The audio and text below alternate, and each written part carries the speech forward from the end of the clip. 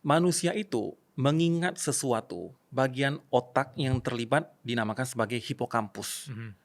Bagian dari sistem limbik lah namanya. Sistem limbik yang mengatur emosi manusia. Menariknya, kalau dilihat dari struktur otak manusia, hipokampus itu ada di sisi kanan otak, ada di sisi kiri otak, di sisi dalamnya. Di depan hipokampus itu ada bagian otak namanya amigdala. Mhm. Seperti satu bangunan lah dia. Amigdala inilah yang sebetulnya pusat emosi manusia. Sementara hipokampus itu adalah pusat memori manusia. Gampangnya seperti itu. Ketika kita mengingat sesuatu, Bang Bilal, lebih mudah bagi kita jika sebuah momen atau kejadian itu betul-betul menstimulasi emosional kita. Dan biasanya emosi-emosi negatif.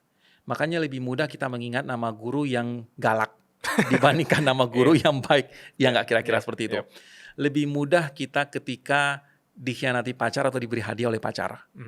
Selalu seperti itu kalau saya tanya kepada para mahasiswa. Nah sekarang kasusnya Almira, ketika melihat orang-orang yang kembali mengingatkan dia pada trauma. Manusia itu ketika mengingat sebuah kejadian, ia mengingat asosiasinya. Apa yang melekat pada kejadian itu. Misalnya, kita memiliki teman baik. Berteman baik, dan kita sangat mengingat seperti apa aroma dia. Bau parfumnya seperti apa. Suatu ketika kita ketemu dengan orang lain, dan mencium bau yang sama. Pikiran kita tiba-tiba terlempar ke teman kita yang lama itu. Nah sekarang, mengenai masalah ketemu nih sama orang-orang yang membuat saya trauma. Dalam otak manusia, ada yang dinamakan sebagai blink atau thin slicing itu. Hanya dengan secuil informasi, kita mengingat lagi kejadian-kejadian yang banyak. Nah sekarang, mengenai masalah teringat lagi pada trauma itu, memang tidak hanya perkara full kejadiannya. Hal-hal yang hanya sebagian-sebagiannya saja bisa membuat kita teringat kepada hal-hal yang lama. Sekarang gimana sih cara kita mengatasinya?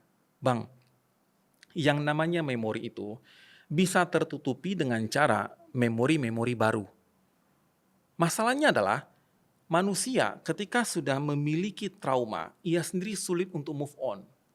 Pindah dari memorinya itu. Kecuali ia memiliki pengalaman-pengalaman yang baik yang membuat ia kehilangan lagi tuh memori-memori yang traumatis seperti itu. Caranya gimana? Itu memang butuh waktu. Dan yang paling penting kita itu punya partner, punya pendamping yang tidak toksik seperti dulu. Dengan pengalaman, memakan waktu, muncul memori-memori baru, trauma itu akan hilang. Maka pertanyaannya, bisa nggak sih trauma itu hilang? Mudah-mudahan bisa. Tapi bisa nggak dalam waktu sebentar? Itu yang sulit. Selalu membutuhkan waktu.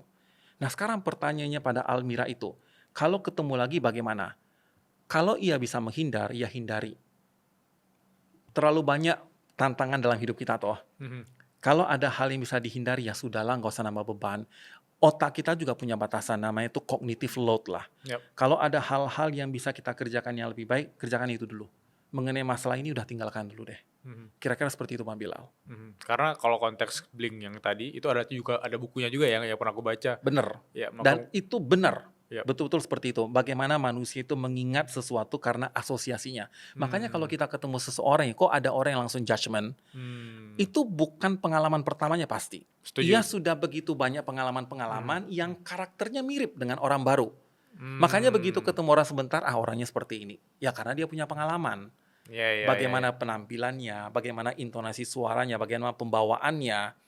Orang-orang yang bisa menjudgment seperti itu biasanya adalah orang-orang yang memang sudah makan asam garamnya lah ketemu banyak orang. Setuju. Kira-kira seperti itu. Tapi kan selama ini orang menggiringnya ke arah gue anak indigo nih, gue bisa melihat orang dari kesan pertama. Padahal banyak fakta-fakta lapangan yang aku notice, even aku sendiri ketika misalnya melihat, wah ini konten bakal rame, itu karena ada kumpulan pengalaman ya, akumulasi pengalaman tadi yang jadi blinknya aku untuk bisa menyimpulkan bahwa oke, ini bakal terjadi seperti ini. Betul. Even kayak ada beberapa temanku yang nikah gitu ya. Aku gak kenal misalnya pasangannya, tapi aku kayak ngeblink. Wah ini, is it the right one for you gitu aku tanya. Tapi ada yang 2 tahun kemudian kayak bercerai, itu aku rasa wah blink gue Ngerti. Itu Jangan kan gitu Bang. Pengalaman. Ketika kita bersalaman dengan orang saja, kita sesungguhnya sudah bisa menilai itu bagaimana karakter dia. Karena kan kita bukan baru pertama kali melihat orang-orang serupa. Itu. Iya. Kira-kira seperti itu. Yap. Makanya bagaimana cara membawakan diri itu harus diperhatikan. Tapi tadi juga sangat-sangat tepat sih, kayak tentuin prioritas dulu, jangan semua lo ambil, atau kayak tadi misalnya ada orang yang mungkin bisa jadi melukai lagi, itu lebih milih untuk menghindari ya. Ada satu hal menarik nih Bang, ini betul-betul saya pelajari ya Bang ya, di bidang leadership lah, karena itulah yang kami kembangkan sekarang di Brunei dan juga di Indonesia toh. Kalau hendak mengerjakan semuanya, yang terjadi apa? Tidak ada satupun yang terkerjakan. Kalau ada orang yang ahli segalanya, itu apa artinya? Ia tidak ahli pada apapun. If someone is expert in everything, it means he is expert at nothing. Itu betul-betul kami tanamkan di bidang leadership. Jadi kalau hendak menjadi ahli segalanya percuma. Kalau hendak mengerjakan semuanya, yang terjadi adalah tidak ada satupun yang terkerjakan. Kita harus bisa mulai menentukan mana prioritas. Melepaskan satu ya bukan priority yang bikin hati kita remuk, ya buat apa toh? Pikirin aja hal-hal lain. Kira-kira seperti itu Bang.